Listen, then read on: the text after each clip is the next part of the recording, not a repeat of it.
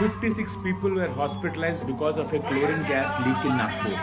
On August 24, a 900 kg chlorine cylinder leaked at a water treatment plant in Godani, Nagpur. This leak has triggered panic in nearby residential areas with people reporting coughing and breathing difficulties. Authorities have evacuated residents within a 200-meter radius, while firefighters, health officials, and the National Disaster Response Force responded. But what exactly has happened? At around 1 am, there was one of the chlorine cylinders at a water treatment plant was leaking. The gas escaped. Nearby residents were exposed, forcing authorities to quickly evacuate the affected area. Then fire personnel have reached the site. NDRF team was brought in to handle the technical aspects. And then the leak has been plugged.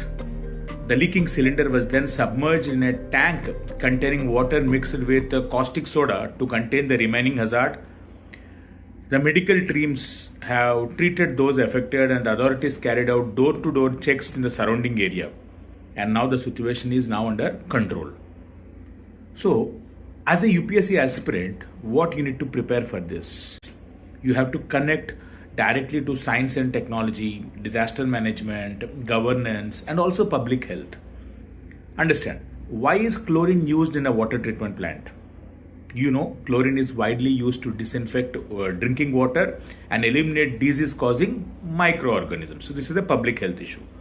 But chlorine gas is also a toxic when inhaled. So chemical which is used to protect public health can itself become a very serious hazard if the storage, handling and the containment fails. And now look at the disaster management response. Leak, evacuation, rescue, medical response, containment. Understand the response and the recovery aspect of a disaster management framework. Then prevention and preparedness. This is the bigger question. Could such incidents be prevented? You have to understand hazard mapping, safety audit, emergency preparedness, industrial safety protocols, and urban planning.